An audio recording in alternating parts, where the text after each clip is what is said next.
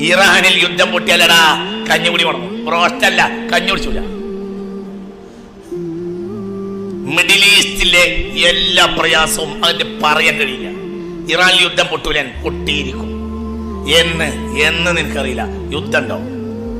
ആ യുദ്ധത്തിൽ ഇറാൻ തകരും. ആരെ പറഞ്ഞു? ഞാനാ പറഞ്ഞു. നിങ്ങളോട് ആരെ പറഞ്ഞു? എന്നോട് മുത്തുനബി പറഞ്ഞു. മുത്ത് മുഹമ്മദ് മുസ്തഫ. എന്നോടത് മുത്തുനബി പറഞ്ഞു. മുത്ത് മുഹമ്മദ് മുസ്തഫ. ഇറാനുമായി യുദ്ധം നടക്കും. അത് പാമ്പം യുദ്ധമായിരിക്കും. ആ യുദ്ധത്തിന്റെ അവസാനം ഇറാൻ തകരും. പക്ഷെ ഇറാൻ മാത്രമല്ല തകരുക, മിഡിൽ ഈസ്റ്റിലെ അനവധി രാജ്യങ്ങൾ തകരുക. ആര് പറഞ്ഞു? മുഹമ്മദ് മുസ്തഫ. അള്ളാഹു നമ്മളെ കാത്തുരക്ഷിക്കട്ടെ. ഉറക്കപ്പറ, അള്ളാഹു നമ്മളെ കാത്തുരക്ഷിക്കട്ടെ. നിങ്ങളെ സഹായിക്കാമെന്ന് പറഞ്ഞ് ഒരു കൂട്ടർ ഇറാനെതിരെ യുദ്ധത്തിൽ വരും.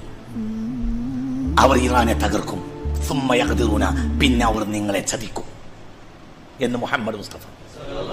മനസ്സിലായോ പറഞ്ഞത്?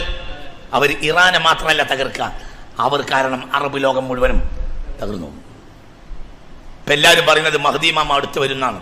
മഹ്ദി ഇമാം വരുന്നല്ലടാ, ബെരണ്ടെന്ന് പറയണ. എങ്ങായി മഹ്ദി ഇമാം വരും എന്ന് പറയുന്നേക്കാൾ നല്ല ബെരണ്ടെന്ന് പറയലാണോടോ.